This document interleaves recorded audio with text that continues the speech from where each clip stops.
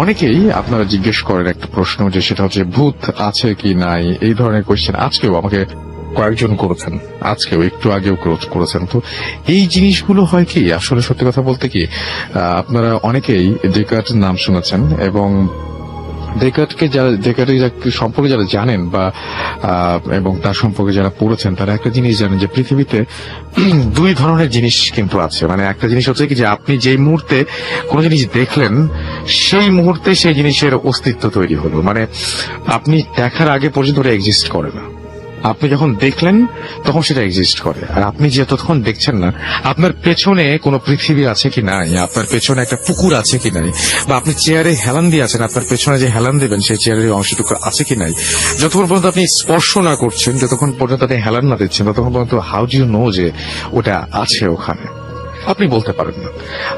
একটা জিনিস ঠিক একইভাবে এক্সিস্ট করে, সেটা কি, মানে অনেক কিছু সমাধানের পরে একটা জিনিস আসে, সেটা হচ্ছে আর একটা জিনিসের অস্তিত্ব আছে, সেটা হচ্ছে আপনার সন্দেহ বা আপনার মন যা বলে।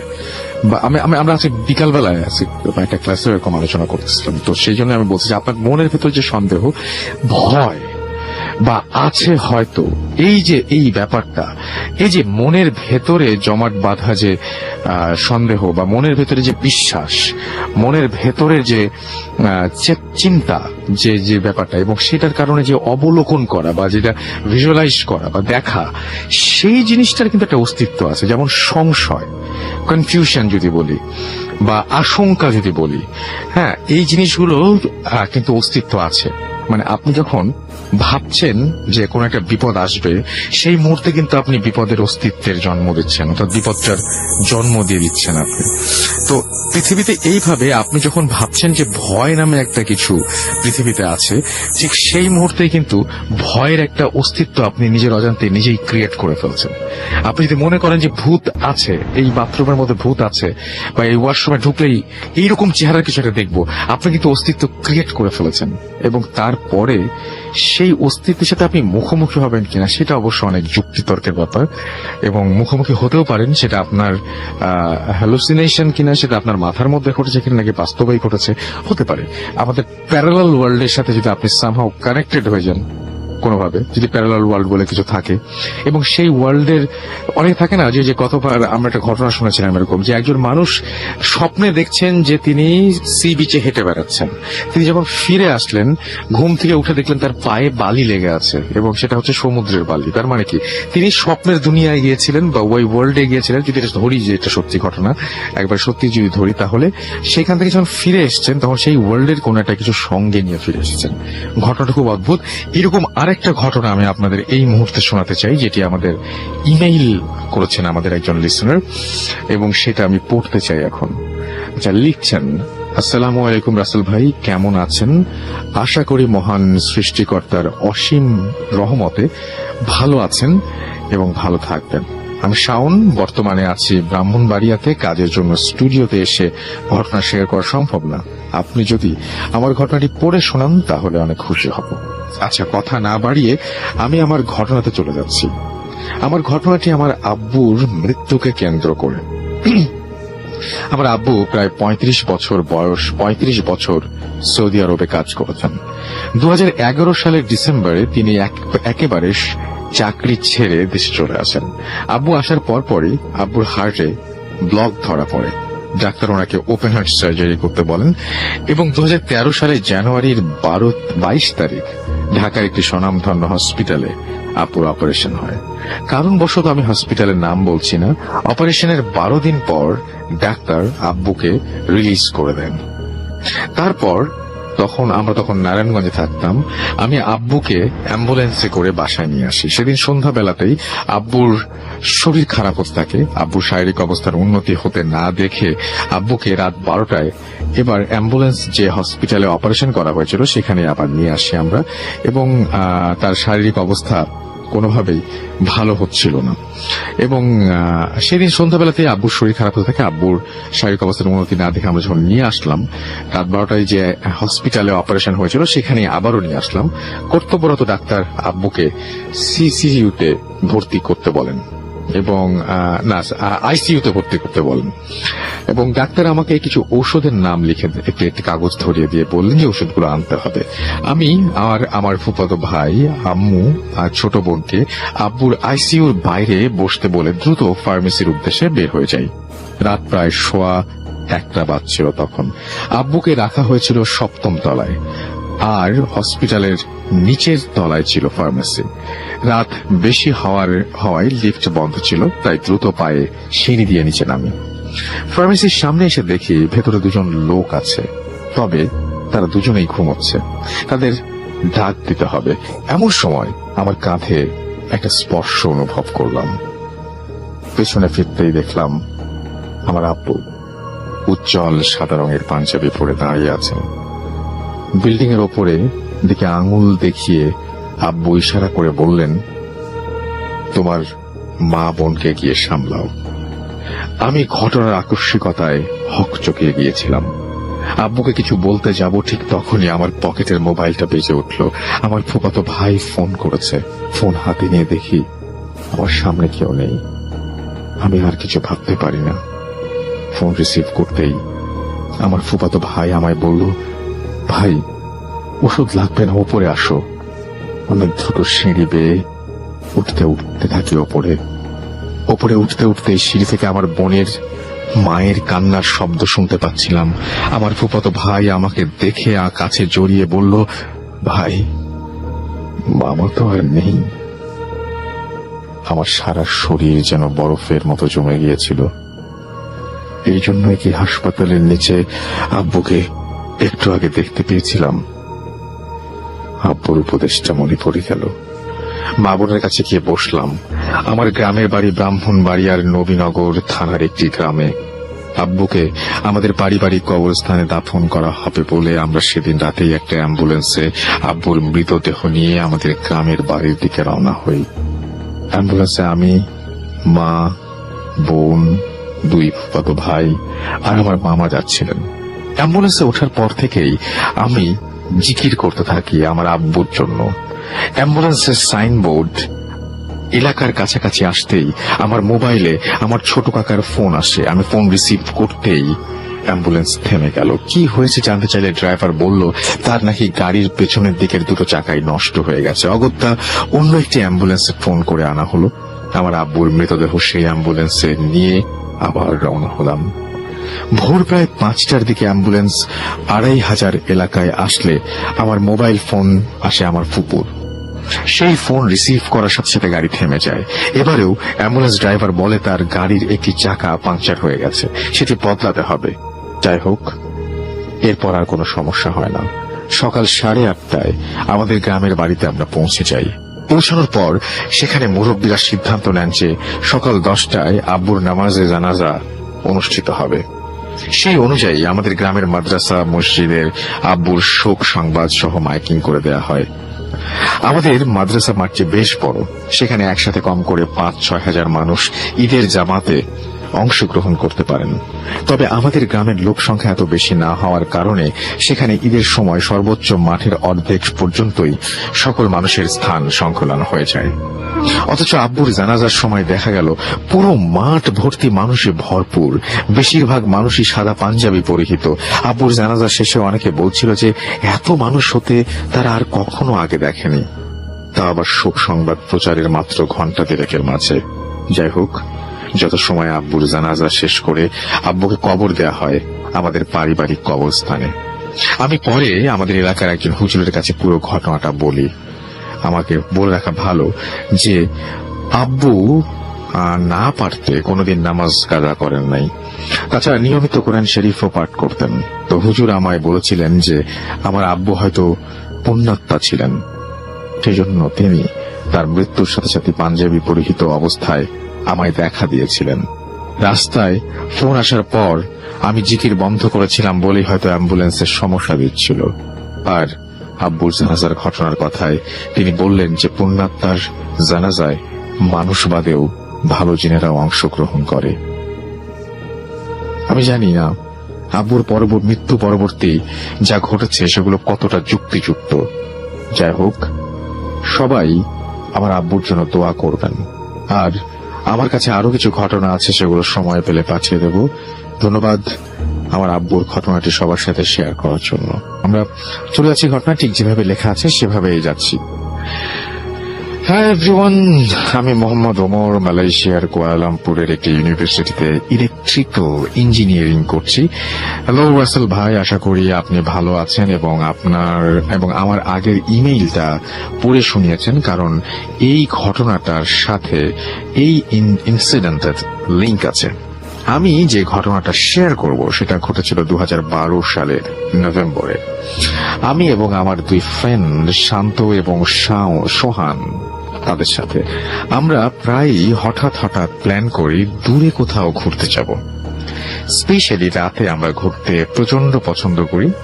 একদিন আমার ফ্রেন্ড শান্তর উত্তরার বাসায় আড্ডা দিচ্ছিলাম। হঠাৎ করে প্ল্যান হলো যে ট্রেনে করে আজকে রাতে কোথাও ঘুরতে যাব। সো প্ল্যান মতো এয়ারপোর্ট রেলওয়ে স্টেশনে চলে আসলাম। তখন রাত 12টা বাজে মেবি। জানি না কেন হঠাৎ আমরা ঠিক করলাম ময়মনসিং যাব, বাট সেদিন ময়মনসিং এর কোনো ট্রেন ছিল না। লাস্ট ট্রেনটা 11টায় চলে গেছে। আমরা বসে রইলাম। কিছুক্ষণ পর একটা লোকের দিকে লোকের কাছে জানতে পারলাম যে 1:30 দিকে ট্রেন যাবে ময়মনসিং এর মহেশখালী স্টেশনে, বাট ট্রেনটা প্যাসেঞ্জার ট্রেন না, মালবাহী ট্রেন, রেলওয়ে ট্র্যাকস নিয়ে যাবে। এবং তারপরও আমরা উঠে পড়লাম। ট্রেনে শুধু 2টা কম্পার্টমেন্ট আছে, ইঞ্জিন এবং ফুড, আর বাকি ট্রেনটা ফুললি ওপেন। আমরা ওপেন যে ট্রেনটা সেখানে বসলাম এবং লাস্টের দিকে আমাদের কাছে 1 প্যাকেট সিগারেট ছিল, বাট ম্যাচ মাত্র 4-5টা স্টিক ছিল। রানিং ট্রেনে ম্যাচ দিয়ে সিগারেট জ্বালানোটা খুব কঠিন কাজ। একটা সিগারেট জ্বালাতে গিয়ে সবগুলো স্টিক শেষ হয়ে গেল। আমরা ঠিক করলাম যে একটার পর একটা সিগারেট জ্বালাবো, আস্তে আস্তে শেষ হয় এবং যাতে আস্তে আস্তে শেষ হয়। এরপর যেহেতু প্যাসেঞ্জার ট্রেন না, সো এটা কোনো স্টপও করবে না। যাই হোক, আমরা যাচ্ছি। যখন আমরা গিয়েছি গাজীপুরের জামতলা না কোন জানি স্টেশনের পর পার হলাম। আমি ঠিক নেমটা জানি না। আমরা দেখলাম একটি বৃদ্ধ লোক, সাদা দাড়ি, সাদা চুল, লাইট ব্লু একটা শার্ট আর সাদা একটি লুঙ্গি পরে আছে এবং নিচু হয়ে কি যেন করছে। শীতের রাত, তাই আমরা মনে করলাম আগুন জ্বালাচ্ছি। সো অত একটা কেয়ার করলাম না। একটা ঘটনা চলার পরে আমরা একটা ধান ক্ষেতের সামনে দিয়ে যাচ্ছি এবং অনেক বড় ওপেন একটা ফিল্ড। আমরা 3 জনই দেখলাম দূরে আকাশ থেকে যেন 4টা আগুনের গোলা তারা নেমে আসছে এবং আমি বললাম যে দোস্ত, আমি শুনেছি যে এই আগুনের গোলাগুলো আসলে জিন। তাই যাই হোক, আমরা সামনে যাচ্ছি। ওই দিন ছিল আবার পূর্ণিমা, সো চারদিকে অনেক আলো ছিল, সব ক্লিয়ারলি দেখা যাচ্ছিল। সামনেই এক পাশে একটা নদী বা লেক পড়লো এবং আরেক পাশে জঙ্গল। হঠাৎ খুবই বাজে একটা গন্ধ নাকে এসেছে এবং নাকে এসে লাগলো সুলফুর মতো এবং এটা হচ্ছে যে কি আমি বুঝলাম না, যেটা মানে আচ্ছা সালফারের মতো হবে বোধহয়, যেটা হচ্ছে পচা ডিম থেকে আসে এরকম টাইপের একটা গন্ধ। অলরাইট, এবং একটা শুটকি মাছের গন্ধ আমি পাচ্ছিলাম। এটা চললো প্রায় 5-7 মিনিটের মতো। এরপরে আমাদের হঠাৎ করে খুব গরম লাগতে শুরু করলো এবং যেটা ইউজুয়াল, কারণ নভেম্বর মান্থে খোলা ট্রেনে খুবই আনইউজুয়াল, কিন্তু না যে গ্রামের কোনোখানে শীতে জমে যাওয়ার কথা। আমরা সুরা পড়লাম। দেন একটা সময় আমরা নদী পাশ থেকে পার হয়ে গেলাম এবং একটি ছোট এবং গরম লাগাটাও চলে গেল এবং স্মেলটা এবং গরম লাগাটা দুটোই চলে গেল। আমরা তখন অতটা ভয় পাইনি। ঠিক তখনই দেখলাম আবার সেই বুড়ো লোকটা যাকে গাজীপুরে দেখেছিলাম, এবং পুরনো সেই লাইট ব্লু শার্ট এবং হোয়াইট লুঙ্গি আমাদের দিকে অপলক দৃষ্টিতে তাকিয়ে আছে। তাকে পাস করলাম, হঠাৎ আমি বললাম, আমি বললাম যে এটা কিভাবে সম্ভব, কারণ একটা লোক এত দূর ডিস্টেন্সে কেমনে আসবে, কারণ সে আমাদের ট্রেনে ওঠে নাই। আশেপাশে কোনো বাস স্ট্যান্ড নাই, কারণ আমাদের দেশে বাস স্ট্যান্ড আর ট্রেন স্টেশন বেশ দূরে থাকে, মানে কোনো জায়গায় থাকে, আবার কোনো জায়গায় কাছেও থাকে, এবং সে কিভাবে কভার করলো ওই জায়গাটা চিন্তা করে আমি জাস্ট আমার গা শিউরে উঠলো। তারপর আবার সবাই চুপচাপ বসে আছি। প্রায় 20 মিনিট পর একটা লোক চোখের পলকে খোলা ট্রেনে উঠে গেল, এবং আমরা তাকে উঠতে দেখলাম না। রানিং ট্রেনে উঠে আরেকজন মানুষের জন্য টাফ, অ্যাট লিস্ট তাকে দৌড়াতে হবে, বাট সে সামহাও উঠে গেল, এবং আমরা অবাক হলাম, তবে কিছু বললাম না। লোকটি হোয়াইট পাঞ্জাবি এবং হোয়াইট ধুতি পরেছিল। একটু পর লোকটি হঠাৎ সোহানের পাশে এসে বসলো এবং বলল যে, কেমন আছো সোহান? বলল, ভালো। আপনি? লোকটি বলল, আমাকে তোমরা চিনবে না, কিন্তু আমি তোমাদের ব্যাপারে সব জানি। তারপর সোহানকে জিজ্ঞেস করলো, শান্তকে দেখিয়ে যে তোমার কাজিন তাই না? ও বলল, আমরা কাজিন। লোকটি বলল, মিথ্যা বলো কেন, তোমরা দুইজন মামাতো ভাই। এবং আমরা অবাক হলাম, কারণ এটা সত্যি ছিল, বাট ওটা দেখে ও দেখতে অনেক ডিফারেন্ট। যাই হোক, আমি বললাম যে, আপনি আর কি জানেন আমাদের ব্যাপারে? তখন লোকটি বললেন যে, শান্ত দিকে ঘুরে বললেন যে, তোমার বাবা মা যে একটা বাচ্চা পেয়েছিল কানাডাতে থাকতে, ঠিক বলছি না, এটা শুনতে আমরা অবাক হয়ে গেলাম, কারণ এটা সে কিভাবে জানে। আমরা ভয় পেলাম খুব এবারও, এবং সে বিকট কণ্ঠে হাসতে শুরু করলো, এবং হাসিটা কেমন যেন বলে বোঝাতে পারবো না। 2-3 জন লোক একসাথে যদি হাসে তেমন সাউন্ড হবে, ঠিক তেমন একটা সাউন্ড। এবং তিনি এটা মানে নন বিলিভ, মানে এটা যদি কেউ বিলিভ মি অর নট, রাতের বেলায় একরকম করে যদি কেউ এরকম করে যদি কেউ হাসি শোনে, এবং সেখানে সে টিকতে পারবে না, এবং টিকাটা পসিবল না। যাই হোক, আল্লাহ আমাদের সেভ করুন। এবং আমাদের ট্রেন দেখি স্লো করলো। মহেশখালী স্টেশনে আমরা আসলাম, এবং আমরা ট্রেন ফুল স্টপ হওয়ার আগেই লাফিয়ে নেমে গেলাম, এবং ট্রেন থামার পর দেখি লোকটা নামলো। ফজরের আজান দিল, 10 থেকে 15 মিনিট বাকি। লোকটা দেখি নেমে স্টেশনে আরেকটা যেই ট্র্যাক আছে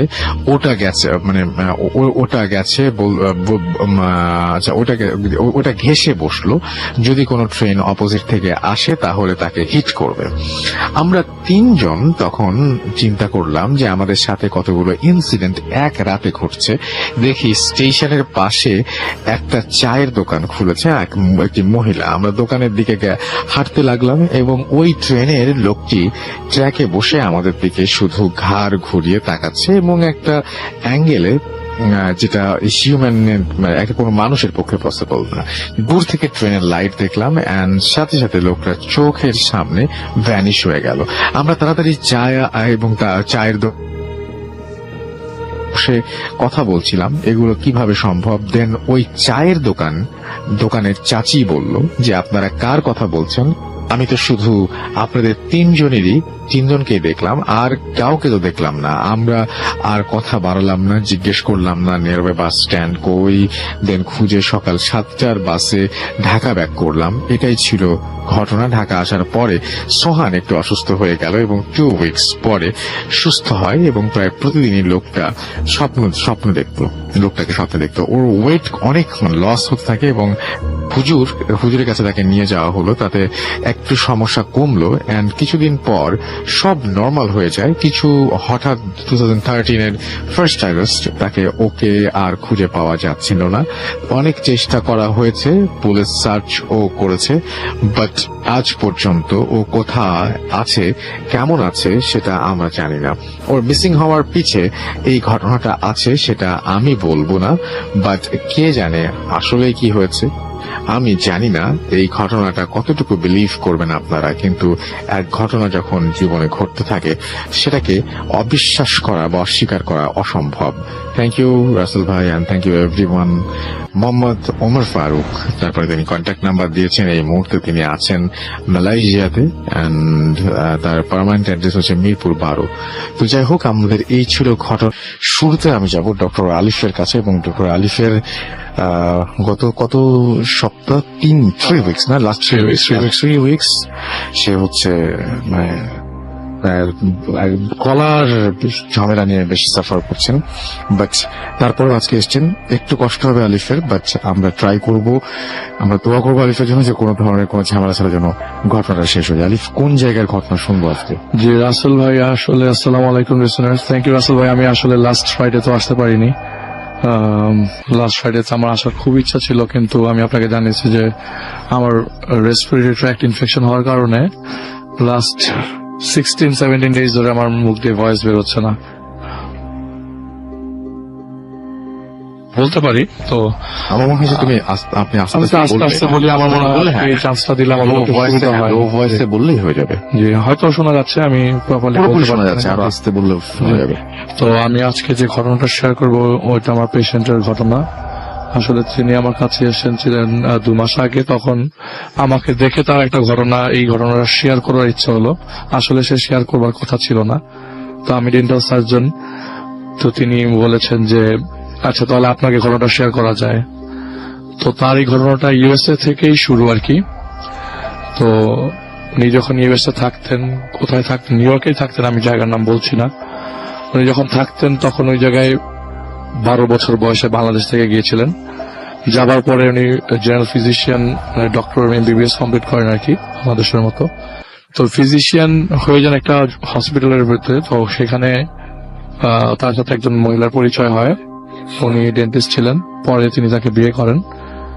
তো বিয়ে করবার পরে প্রায় 1 বছরের মাথায় তাদের ওখানে একটা আত্মীয় বাসায় দাওয়াত ছিল। তো 2002 এর ঘটনা বলছি রাসেল ভাই, ওনাদের বিয়ে 2001 এ হয়। তো 2002 তে তিনি ফুল ফ্যামিলি সহ নিউ ইয়র্ক থেকে ফ্লোরিডার দিকে যাচ্ছিলেন। আচ্ছা, আসলে ফ্লোরিডা পৌঁছানোর কথা না, মাঝ রাস্তা এক জায়গায় থামার কথা ছিল, বাবু ভাইয়ের জায়গা। তো বাবু ভাইয়ের জায়গা এক্স্যাক্টলি, ফ্লোরিডা চলে আসছে।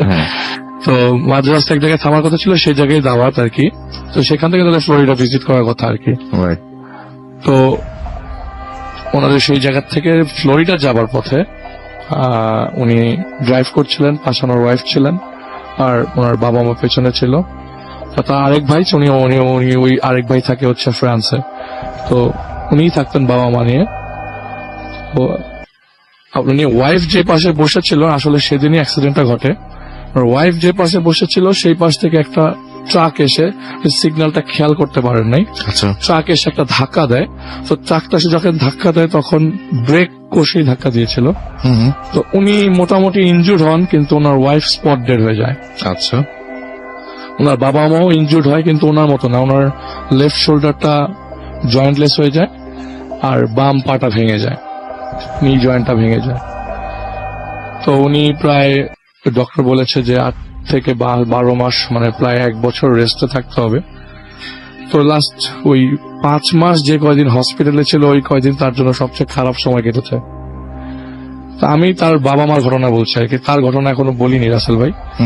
তো যখনই করে ওনাকে হসপিটালে ভিজিট করতে যেত, কারণ ওইখানকার হসপিটালে ভিজিট করাটা সার্টেন টাইম আছে, এরপরে আর হসপিটালে ভিজিট করা যেত না। আচ্ছা, তো হসপিটালের ডক্টর বলতো যে উনি তো ঘুমাতেন না, ওনাকে আমরা সারাক্ষণ, মানে মোস্ট অফ দ্য টাইম ঘুমের ওষুধ দিয়েই রাখতে হতো। মানে ওনাকে সবসময় ভীত সন্ত্রস্ত অবস্থা দেখা যেত, সারাক্ষণ আশঙ্কাগ্রস্ত।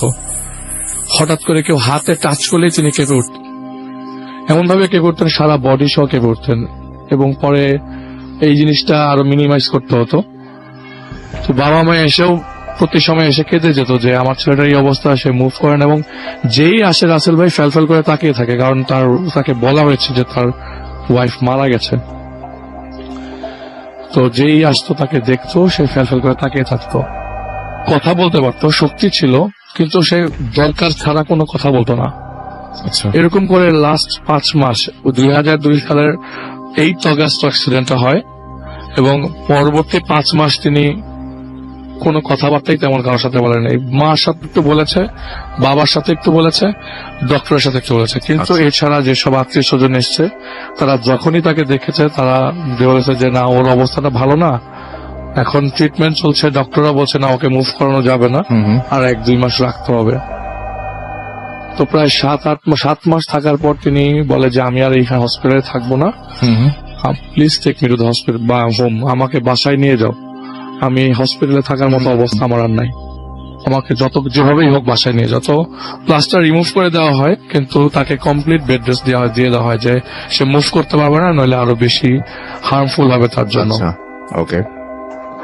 তো তাকে ফুল ফ্যামিলি, তার বাবা মা বলে যে ঠিক আছে বাসায় নিয়ে যাই, দেখা যাক ওকে জেনারেল প্র্যাকটিস করে কোনোভাবে। তো সে হাতটা চলাফেরা করতে পারতো মোটামুটি, তো সাপোর্ট নিয়ে তো বাসায় চলে যায়। এবার আসি রাসেল ভাই বাসায় চলে যাবার পরের ঘটনা, মানে এখন আমি তার ঘটনা বলছি যে এই 5 মাস তার সাথে কি হয়েছে। আচ্ছা। এই 5 মাসে যখন প্রথম দিন অ্যাক্সিডেন্ট হয়, এরপর থেকে প্রায় 3-4 দিন তিনি ঠিক মতো মানে তার সেন্সই আসে নাই, সেন্স কাজ করে না। আসেই নাই, মানে সে জানতো না।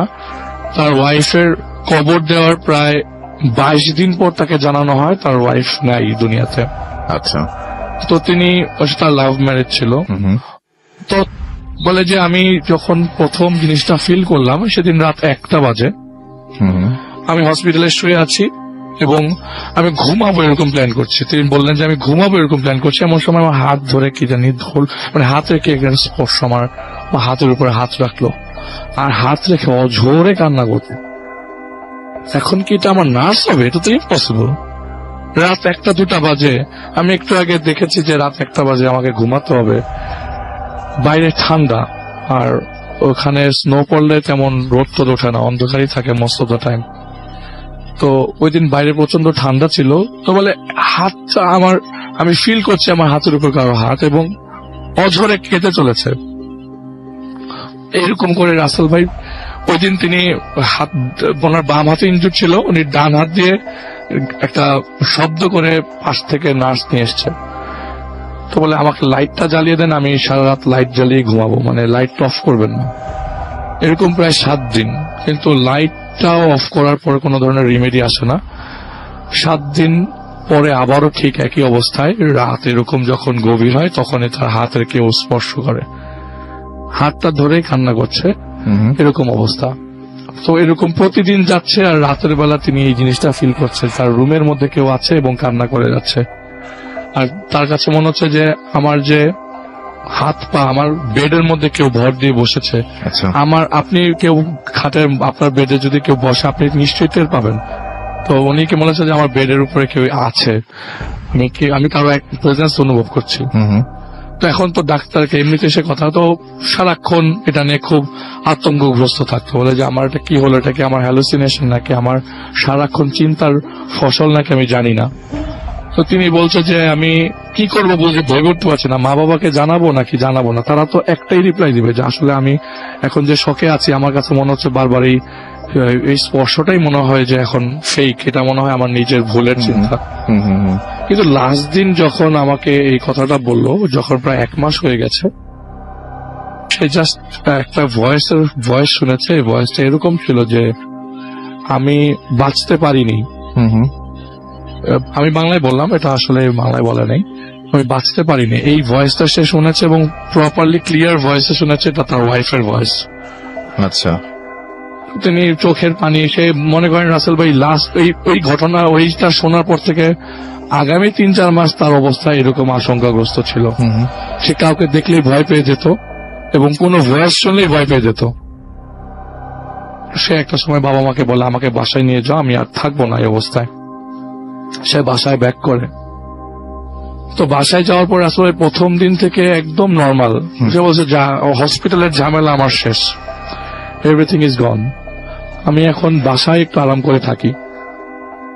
ঠিক 4 থেকে 5 দিন পর বাসায় ব্যাক করবার পর, 4 থেকে 5 দিন পর, 2003 এর দিকে, শুরুর দিকে, তো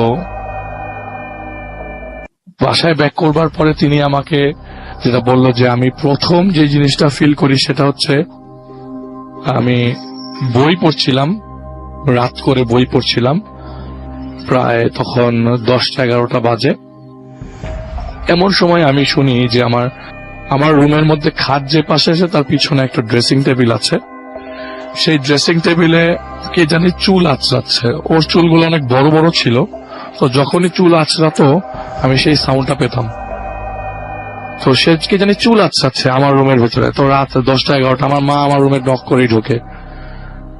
তো চুল আঁচড়াচ্ছে, সে উকি মারছে যে কেউ আছে কিনা, কিন্তু এরকম কারো প্রেজেন্স তিনি পাচ্ছেন না। তিনি চিন্তা করতে লাগলেন এইটা আরো ওয়ার্স্ট হতে পারে, এটা কতটুকু ওয়ার্স্ট হতে পারে তিনি এতটুকু মানে এখন যে ঘটনাগুলো বলবো সেটার সাথে তিনি মিলাতে পারেন নাই। তিনি এরকম প্রতিদিনই কোনো না কোনো প্রেজেন্স পেতেন। স্পেশালি জানালা দিয়ে সবসময় একটা কেউ হেঁটে যাচ্ছে এরকম প্রেজেন্সটা সবসময় পেতেন। তো সবচেয়ে কঠিন যেটা আর কি, তোর ঠিক মাথার পেছনে কে জানি হাত বুলিয়ে দিচ্ছে, এই প্রেজেন্সটা তার প্রতিদিনই লাগতো। রাত 2টা-3টার পরে যখন তার গভীর ঘুম হতো তখন এই ঘুম ভাঙতেই মাথার হাত বোলানোর কারণে কে জানি হাত বুলিয়ে দিচ্ছে। ভয়ঙ্কর ব্যাপার। তো সব শেষ দিনের দিকে যাই, তিনি রাত্রেবেলা মুভি দেখছিলেন, মুভি দেখে জাস্ট কম্পিউটার থেকে উঠলেন, উঠে তার সাপোর্ট ছিল তখন হেঁটে হেঁটে ওয়াশরুমের দিকে যেতেই দরজা খুলতেই তিনি দেখলেন আয়না বরাবর একটা মহিলা দাঁড়ানো। উনি থমকে যায়, মানে দেখে থমকে যায়, বলে যে আমি চেহারা এই পাশ থেকে দেখে মিলাতে পারছি না, কিন্তু সাইজ এন্ড শেপ, বডি এবং হাইট সবকিছু আমার ওয়াইফের সাথে মিলে যাচ্ছে। আচ্ছা, আয়নার দিকে যে মেয়েটা তাকিয়ে আছে সে আয়না থেকে এক ফোঁটাও ফেরাচ্ছে না। আমি জিজ্ঞেস করছি বারবার যে কে এখানে, কে? অনেকবার জিজ্ঞেস করবার পরও যখন তাকাচ্ছে না আমি আরো জোরে চিৎকার করতে লাগলাম, এখানে কে? তো যখন তিনি তার দিকে মুখ দিল, মুখ মানে তার দিকে তাকালো, তখন দেখলো যে পুরো থেতলানো একটা ফেস তার দিকে তাকিয়ে আছে এবং সাথে সাথে তিনি অজ্ঞান হয়ে যায়। তো অজ্ঞান হয়ে যায় একটা ওয়ার্ড শুনে রাসেল ভাই, এটা হচ্ছে যে তুমি ভালো থেকো। শুধু একটা ওয়ার্ড শু তার কাছ থেকে, ওইখান থেকে আসা, কোনো শব্দ, কোনো সারা শব্দ পায়নি। লাস্টে জাস্ট একটা কথা বলে যে তুমি ভালো থেকো। এটার পর তিনি আর কিছু মনে করতে পারেন নাই এবং তার বাবা মাকে বলে যে আমি এই দেশে আর থাকবো না। সামাও আমাকে, তিনি 12 বছর বয়সে আমি বলেছিলাম ইউএসএতে আসেন, তুই আমাকে যেভাবে পারো বাংলাদেশে সেটেল করে আস, আমি এই যন্ত্রণা নিয়ে থাকতে পারবো না। তো মাঝখান দিয়ে তার বাবা মাকে অনেকবার চেষ্টা করে যে বলার জন্য যে এই ঘটনাগুলো হচ্ছে। তার বাবা মা বলেই, বাবা এটা তোর নিছকে তোর ভুল ধারণা, তুই অনেক ফিল করিস, তুই অনেক পছন্দ করতি দেখেই জিনিসগুলো বারবার তোর চোখের সামনে আসছে, তুই এক কাজ কর, বাংলাদেশে যেহেতু ডিসিশন নিছিস বাংলাদেশে চলে যা, আমি দিয়ে আসবো। আচ্ছা। তো বাবা আর মা নিজে বাংলাদেশে এসে তাদের যেখানে ফ্ল্যাট আছে সেখানে তাদের বাড়ি আছে সেই জায়গায় তাকে উঠিয়ে দিয়ে সেটেল ডাউন করে একটা ছেলের সাথে রেখে তার বাবা মা চেকে ইউএসএ ব্যাক করে। এরপর থেকে আসলে কোনো সমস্যা নেই। অলরাইট, আমি শেষ করি নাই। আচ্ছা, এরপরে সমস্যা নেই, আর এরপর আবার ঘটনা আছে। ওকে। তো 2012-এ সে ব্যাক করে ইউএসএ তে। যে এতদিন যেহেতু নর্মাল, এখন মনে হয় সবকিছুই নর্মাল, আমিও নর্মাল, হয়তো আমার এটা কোনো ভুল ছিল। তিনি যে জায়গায় তার ওয়াইফের কবর কর দেওয়া হয়েছে আর কি, তো সেই জায়গায় যায়, জাস্ট দূর থেকে, কাছাকাছি না, দূর থেকে তাকিয়ে জাস্ট দেখতে যাচ্ছে যে তার ওয়াইফ যেখানে কবর দিচ্ছে।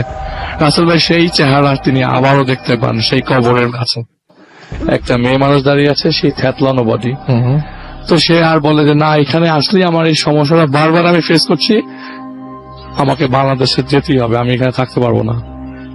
তো সে যখন যাবে, চলে আসবে বাংলাদেশে, তখন সপরিবারে একটা মিটিং হচ্ছিল। তখন কথায় কথায় তার মা একটা কথা বলেছিল যে তার ওয়াইফ যখন মারা যায়, তার যখন ওয়াইফের ডেড বডি রিসিভ করে, তাকেও রেস্কিউ করে, তখন তার ওয়াইফের হাতটা তার হাতে শক্ত করে ধরা ছিল।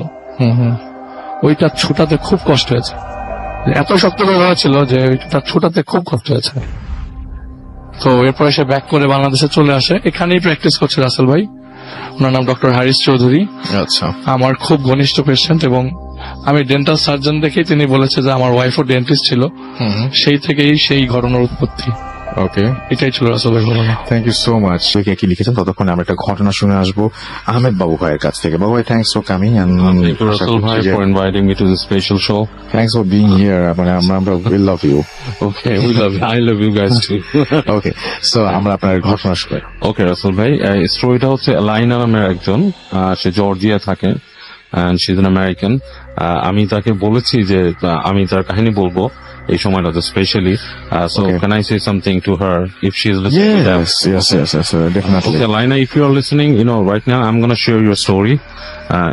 Especially, of course, it's in my language. You wouldn't understand, but just know that share your story. Alina, happy spooky Halloween, and I hope you are listening and hope Yep. you are enjoying. And thank you very much for being with us. Okay. Well, Rasel ভাই স্টোরিটা হচ্ছে লাইনা তখন high স্কুলে পড়ে আর কি, high স্কুলের student, এখন university শেষ করে ফেলেছে। আচ্ছা, সো ওই রকম একটা সময় একটা বিকেলে ওর ফ্রেন্ডের সাথে নদীর পাড়ে যায় and they use to go fishing, মাছ আচ্ছা। ধরতো আর কি, ফিশিং পোল দিয়ে। আচ্ছা, তো ও আর ওর ফ্রেন্ড দুজনে মাছ ধরছিল। তো মাছ ধরতে ধরতে একটা সময় ও একাই রয়ে গেল আর কি। ওর ফ্রেন্ড একটা মাছ ধরেছে, ধরে সে মাছটা উঠিয়ে নিয়ে গেছে, আর ও একা বড়শি ফেলে বসেছিল অ্যান্ড লাইক বসে আছে, সে গান শুনছে হেডফোনে। সো এমন সময় তার বড়শিতে মানে নাড়া লাগে যে বড় কোনো মাছ আছে, এবং সে সে অ্যামেচার ছিল মাছ ধরার ব্যাপারে। স্টিল শি ট্রাইড লট, সে অনেক চেষ্টা করছিল মাছটাকে ওঠানো। সে বন্ধুর নাম ধরে চিৎকার করে। সো ফ্রেন্ডটা একটু দূরে ছিল বলে আসে না। তো এক সময় যেটা হয়, ফিশিং পোল টান দিতে দিতে তার এত জোরে টান দেয় যে ইটস লাইক ফিশিং পোল কিন্তু ফ্লেক্সিবল হয়, হ্যাঁ, কিন্তু সেই Right. ফ্লেক্সিবল জিনিসটাও ঠিক এমন ভাবে টান দেয় যে লাইক তার হাত থেকে ছিটকে নিয়ে চলে গেল পানির নিচে। সো জিনিসটা খুব অড, এবং নেওয়ার পর তার হাতটা বেশ ছড়ে যায় আর কি। And সে একটু অবাক হয়ে তাকিয়ে থাকে পানির দিকে, যে এরকম এত শক্তিশালী, এত জোরে নিয়ে গেছে জিনিসটা। এবং ঠিক এই সময় আপনার ওই পানির নিচ থেকে সে বেশ বড় কতগুলা বাবল দেখতে পায় my goodness. উঠে আসে, মানে লাইক বিগ বাবল, হ্যাঁ, মানে বড় পানির কিছু বুদবুদ যেটা। হ্যাঁ, Right. বড় বুদবুদ ওঠে লাইক 2-3 ফিট দূরে। তো সে একটু ভয় পায় যে এটা কি কোনো অ্যালিগেটর বা সামথিং কিনা। তো সে একটু সরে আসে সামনে থেকে। তো সরে আসার পরে দেখে যে ও কিছুক্ষণ ওখানে একটু বরিড থাকে, এবং একটু পর বন্ধুর কাছে হেঁটে যায়, বলে যে এরকম হয়েছে। তো বন্ধু বলে যে হতে পারে কোনো বড় ট্রাউট বা কোনো মাছ হয়তো তোমার এটা ধরেছিল, আচ্ছা, এবং এই কারণেই হয়তো জিনিসটা এইভাবে চলে গেছে হাত থেকে। যাক, কাহিনীটা এইভাবে ওখানে ওই জিনিসটা ওখানে শেষ হয়ে যায়। এরপরে 3 থেকে 4 দিন পরে একদিন ওর বাসায় ওর ফ্যামিলির যারা ছিল সবাই মেম্বার বাসার বাইরে যায়। ইটস লাইক একটা মোটামুটি ভালো ডিস্টেন্সে, like 60 to 70 miles away from the home তারা যায় ওখানে বেড়াতে। বাসার মধ্যে ও একলাই থাকে। ওর বাসার পেছনে একটা লেক আছে, এবং লেকের পাশে বেশ বড় একটা লন, হ্যাঁ, বেশ বড় একটা লন। তো আমি জাস্ট বাসার বর্ণনা দিয়ে রাখছি এই কারণে যে বুঝতে সুবিধা হবে মানুষের। তো লেকের পাশে লন, এবং লনের পর থেকে তার বাসাটা, এবং লন থেকে তাদের বাসার হচ্ছে ডুপ্লেক্স, নিচ দিয়েও ঢোকা যায়, আবার ওপরেও সিঁড়ি আছে ওঠার, পেছন দিয়েও। আচ্ছা, তো লিভিং রুমে বসে আছে, টিভি দেখছে তখন সে। তো এই সময় তার দরজার মধ্যে নক হয়, টকটক করে। তার অ্যাপার্টমেন্টের অ্যাপার্টমেন্ট না, ওই বাসার দরজায় নক হয়। সো দরজা নক হওয়ার পর ও লাইনা যে দরজা খুলে দেখে যে ওর একটা ফ্রেন্ড আছে, স্টেসি নাম, সে দাঁড়িয়ে আছে ওখানে। তো স্টেসিকে দেখে ও একটু অবাক হয়, যে বলে, স্টেসি, তুমি তো বেশ দূরে থাকতো আমার এখান থেকে, you live quite far from here, প্রায় ওর থেকে প্রায় 30-35 মাইল অ্যাওয়ে, এবং দেখাও হয় না স্টেসির সাথে তার প্রায় বেশ সপ্তাহ 2-3 আগে একবার দেখা হয়েছে এরকম। তো বলে যে কি ব্যাপার। তো সে তেমন কিছু বলে না, বলে যে I just came to see you. বলো ওকে। তো বসে যায়, বলে যে বাসায়, ও নিজেই বলতেছে যে দেখে স্টেসি কথা কম বলছে, বলে যে আমার বাসায় কেউ নাই, সো এভরিবডি ওয়েন্ট আউট, তো তুমি বসো, আমরা গল্প করি এই করি। তো বলে তো বলতেছে যে ডু ইউ ওয়ান্ট সামথিং। তো জিজ্ঞেস করে স্টেসি কিছু খাবে কিনা। স্টেসি অ্যাকচুয়ালি বলে কিছু বলে না, কিছু খাবে না, কিছু বলে না, বাট ও স্টিল সে চলে যায় তার কিচেনে কিছু নিয়ে আসতে। আচ্ছা, তো ও যখন কিচেন থেকে আপনার ওই ইয়োগার্ট এন্ড স্টাফ নিয়ে আসে, আসার পরে এসে দেখে যে ওর লিভিং রুমের যে ইটা থাকে, ট্যারেসের যে জানলাটা, একটা শাটার ডোর ছিল, ওটা খোলা, এবং বাতাস আসছে বেশ, এবং ইট ওয়াজ লাইক এরকমই আর কি একটু শীত আসার আগে সিজনটা। তো আর জর্জিয়ার ওয়েদার কিন্তু অনেক জায়গায় ঠান্ডা পড়ে, অনেক জায়গায় আপনার বেশ একটু আমাদের মতো, হ্যাঁ। তো ওরকম বাতাস আসছে। তো ও যখন এরকম দেখে, ও বলে কি ব্যাপার, এটা খুললো, কোথায় গেল, ও জাস্ট একটু কিউরিয়াস হয়ে হেঁটে যায়।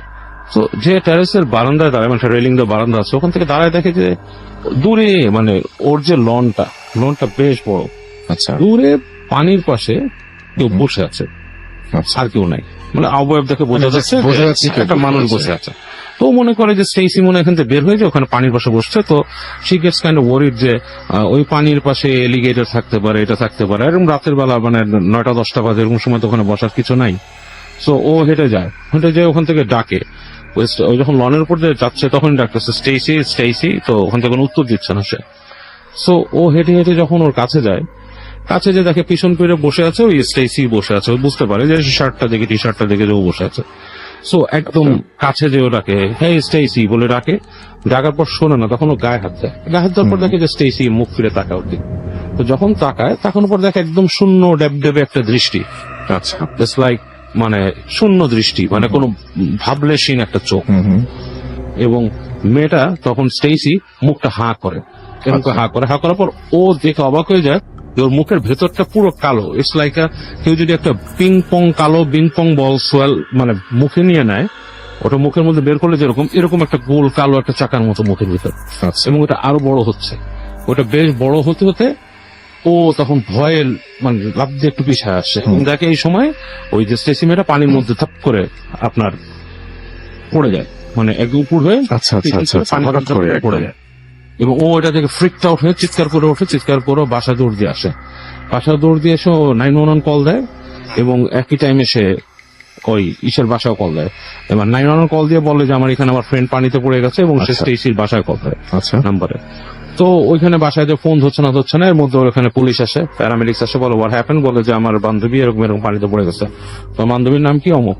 তো পুলিশ তো আসলে কথাও শোনে এবং কাইন্ড অফ সাসপিশিয়াসও হয়, তারা এই জিনিসটাতে কেন ফ্রেন্ড পড়ে গেল অনেক কিছু আছে। তো ফার্স্ট ওরা তাড়াতাড়ি সাথে সাথে আপনার পুলিশের একটা টিম যে ওখানে চলে যায়, রেস্কিউ টিম তাড়াতাড়ি পানির কাছে যায়, যে দেখে কোথায় পড়ছে, এখানে পড়ছে, অনেক কিছু বলে।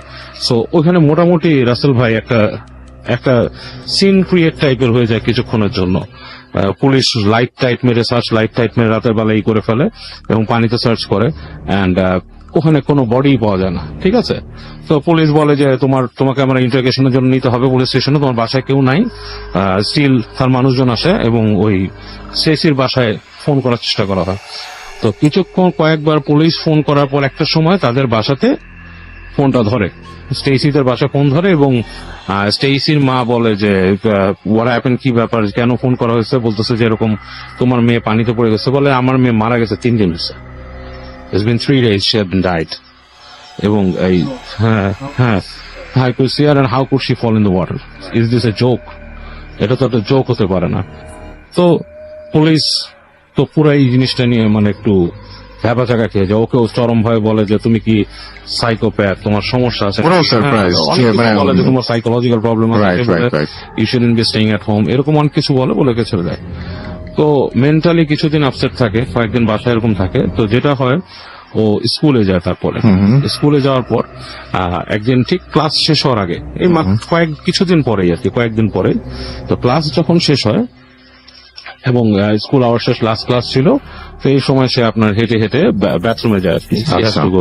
বাথরুমে যায়, বেশ বড় হলওয়েওয়ালা বাথরুম, তার পাশে লকার স্কুল আছে, এবং বাথরুমে যেয়ে সে আপনার বাথরুমে বসে থাকে। এই সময় আর কি, এই সময়টা সে হঠাৎ করে ফাইন্ড আউট করে যে পুরো কোয়াইট হয়ে গেছে চারিপাশ, হ্যাঁ, মানে কোনো শব্দ নাই, এবং আপনার পুরো হলওয়েটা দিয়ে একটা শব্দ আসছে, থপ থপ থপ করে একটা শব্দ। ইটস লাইক ভারী কোনো লাইক রাবার প্যাড অথবা মাংসের প্যাড যদি পানিতে ভিজায় ফেলানো হয়, থপ করে আসতেছে, এবং ওর গায়ের লোম দাঁড়ায় যেতে থাকে।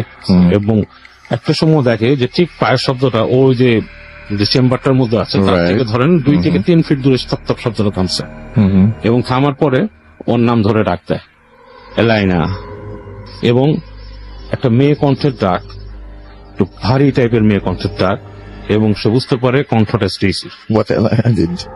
এবং ও সেখানে তার গায়ের লোম মানে দাঁড়ায় যায়, সে গুজ বাম্প হয়, লাফ দিয়ে উঠে দাঁড়ায়, ওর আগের চোটে ফ্রিকড আউট হয়ে এবং মানে প্যানিক হয়ে চিৎকার করে গো ওয়ে।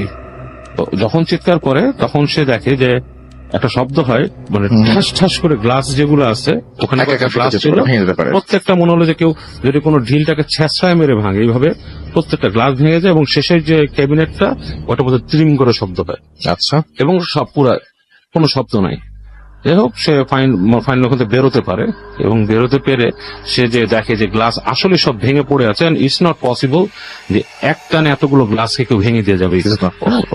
এবং ওই যে আপনার স্টিলের যে কভার, সেই কভারটাও মানে মনে হচ্ছে যে কেউ জোরে কিছু মেরে ওটাকে পাড়ি ভেঙে দিয়ে ফেলেছে। ওটাকে আমার না আপনার অনেকটা যে আপনার ক্যাপ খাইছে দুমড়ে মুচড়ে দিয়েছে টেন্ট হয়ে গেছে ওটা। রাইট। তো এবং ও তারপর হেঁটে বেরোতে চায়, যে দেখে যে মেন দরজা আটকে আছে এবং that is been locked from the outside. Okay, তখন সে ওখান থেকে কি করবে, আবার তারপরে situation আরো critical হচ্ছে। She has to call the cups. হ্যাঁ, লাকিলি ওই সময় অলরেডি মানে মোবাইল ফোন তো আবিষ্কার হয়ে গেছে। Right. পুলিশ আসে, পুলিশ এসে তাকে এই সাইকোলজিক্যাল ট্রিটমেন্টের কথাই বলে আবার। আচ্ছা। এবং তারপরে সে বাসায় প্রায় পুলিশ অলরেডি মানে অলওয়েজ দে তারা- থট যে হ্যাঁ। মানে she had some mental problem, কারণ পুলিশের বইতে কিন্তু প্যারানর্মাল বলে কোনো কথা নাই। আই নো, দ্যাটস ওয়াই পুলিশের বইটা নাই, আই থিঙ্ক আমাদের দেশও নাই।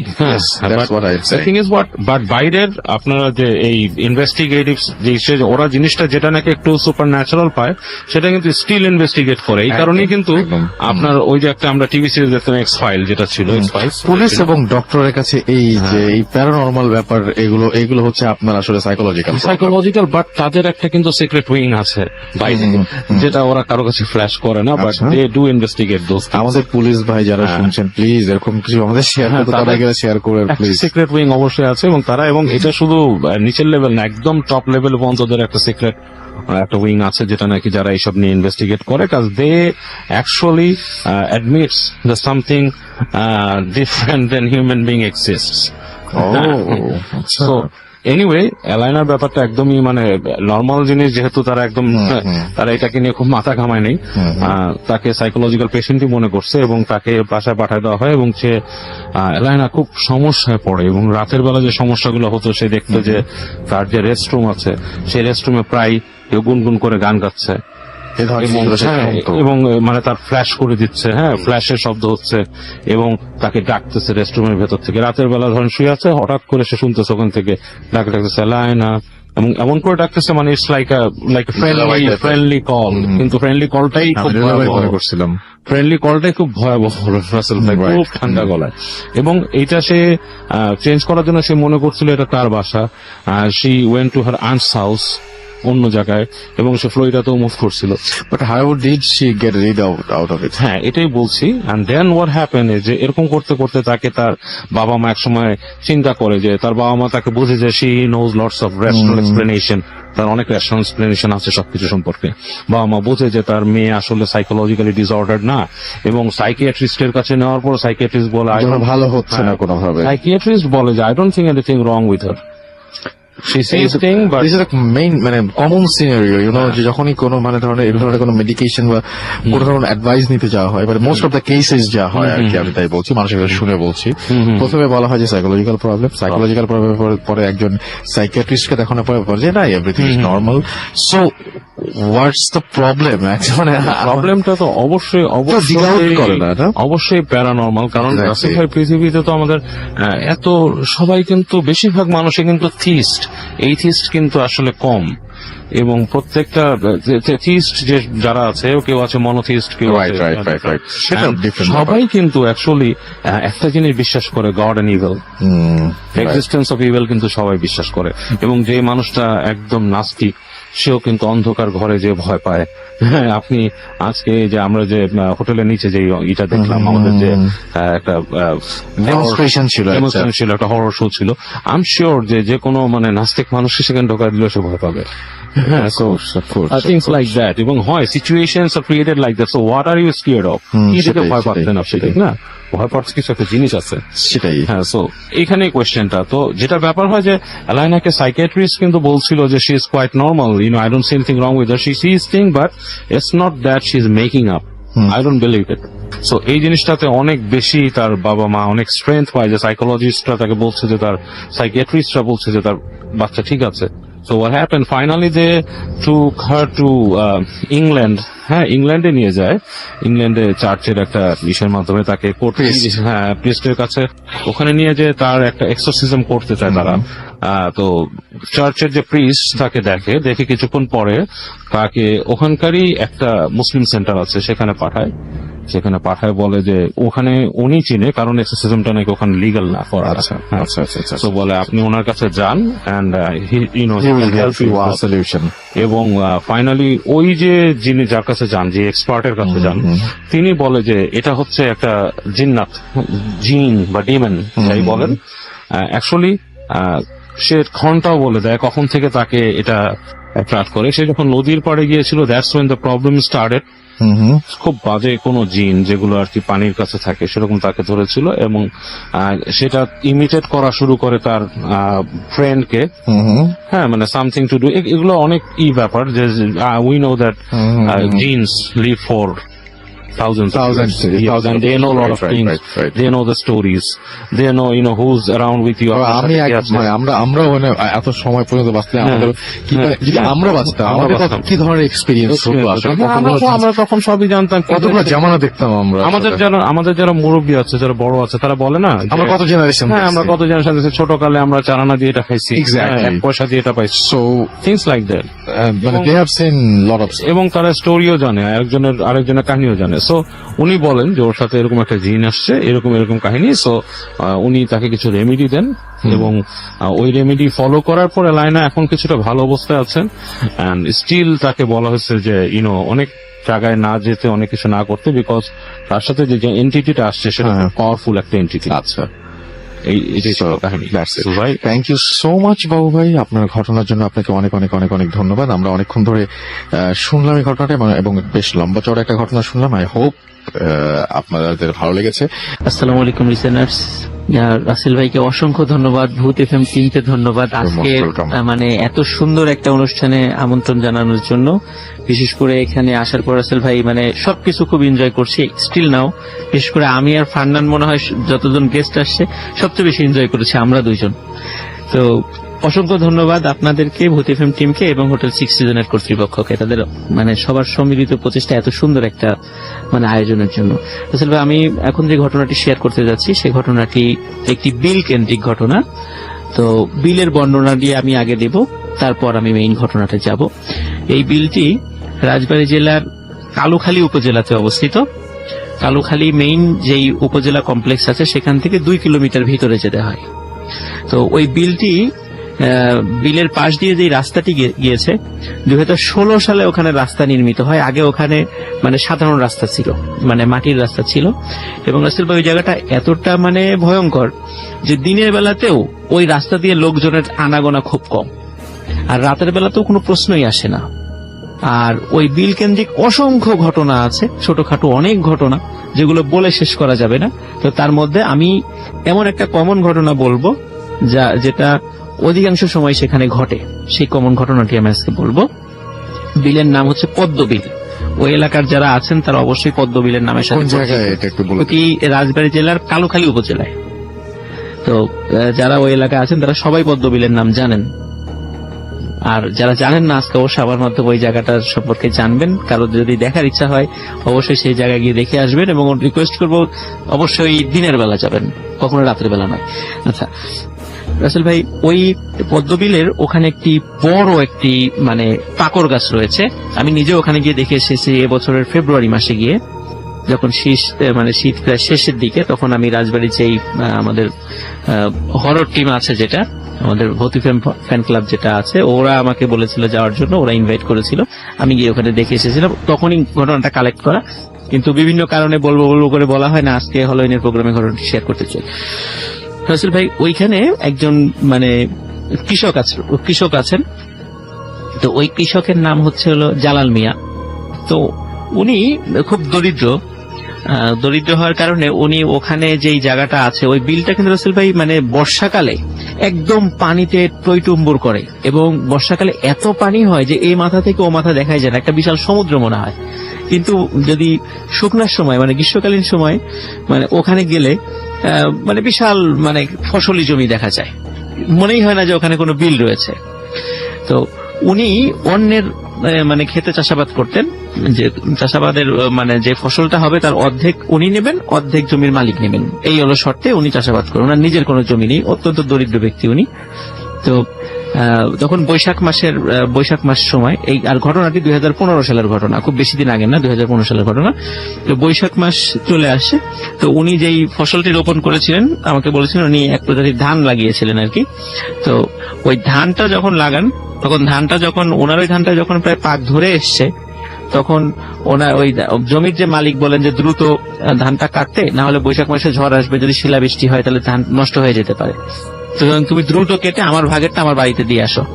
তো উনি একদিন খুব দ্রুত কেটে ওই জমির মালিকের বাড়িতে দিয়ে আসেন, এবং ওনারটাও কেটে কিছু অংশ ওনার নিজের বাড়িতেও রাখেন, কিন্তু সবটুকু কেটে শেষ করতে পারেনি, কিছু অংশ ছিল।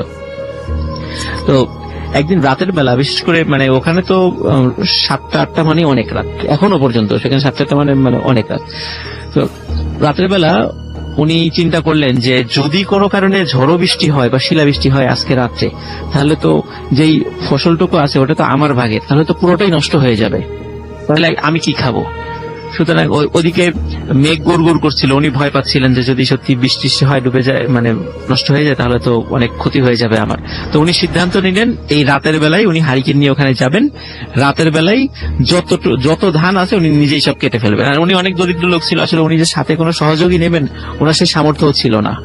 তো উনি ওনার স্ত্রীকে বললেন যে উনি পদ্মবিলে যাবেন, উনি ফসল কেটে নিয়ে আসবেন। তো ওনার স্ত্রী বললেন যে এত রাতে যাওয়া ঠিক হবে না, কারণ এমনিতেই জায়গাটা ভালো না, কিন্তু যেহেতু উনি দরিদ্র মানুষ, আসলে অভাবটা আমাদের সবকিছু কিন্তু ম্লান করে দেয়, ভয় অনেক কিছুই আমাদের সেটাকে করে দেয় আর কি।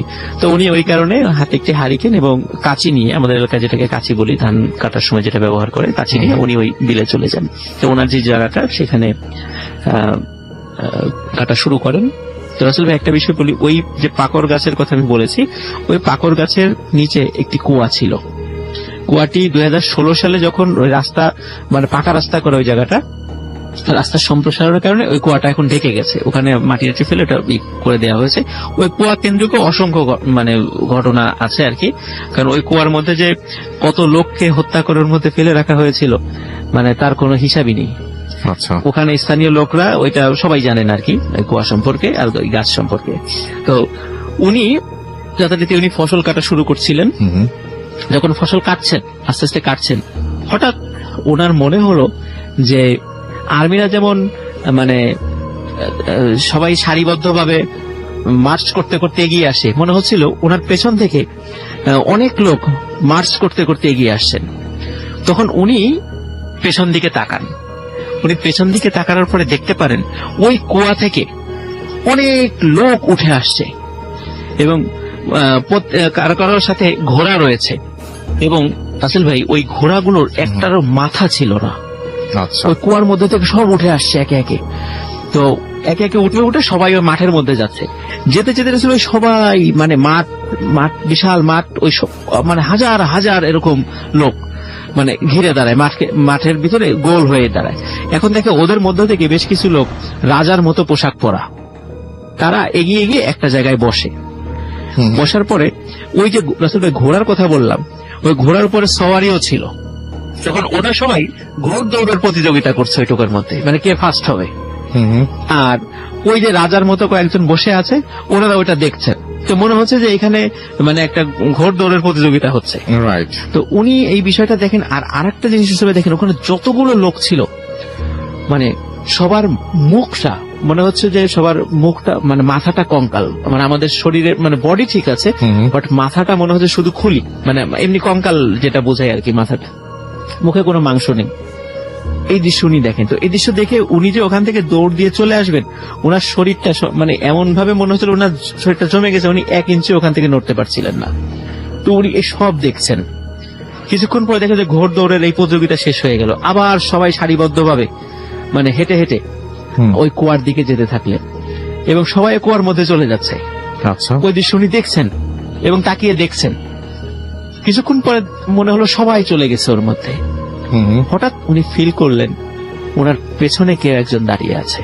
আচ্ছা, তখন উনি সাহস করে ঘুরে তাকালেন। তখন ঘুরে তাকিয়ে দেখলেন মানে খুবই কুৎসিত চেহারার, জট মাথায় জট রয়েছে, একজন মহিলা দাঁড়িয়ে আছে। আচ্ছা, তখন মহিলা মানে তাকে বলছে যে তুই এত কিছু দেখে ফেললি, তুই এখান থেকে সরে গেলি না কেন, তুই কাজটা ভালো করলি না। তো এই কথা যখন বলেছেন, ওই মহিলার ভয়ঙ্কর চেহারা দেখে উনি তখন আর সাহস ধরে রাখতে পারেন নাই, উনি ওখানে সেন্সলেস হয়ে পড়ে যান। আচ্ছা, তো সকালে যখন পদ্মবিলের সকালে যারা কাজ করতে এসেছে তখন তাকে সেন্সলেস অবস্থায় পান, তখন তাকে আবার জ্ঞান ফেরানো হয়।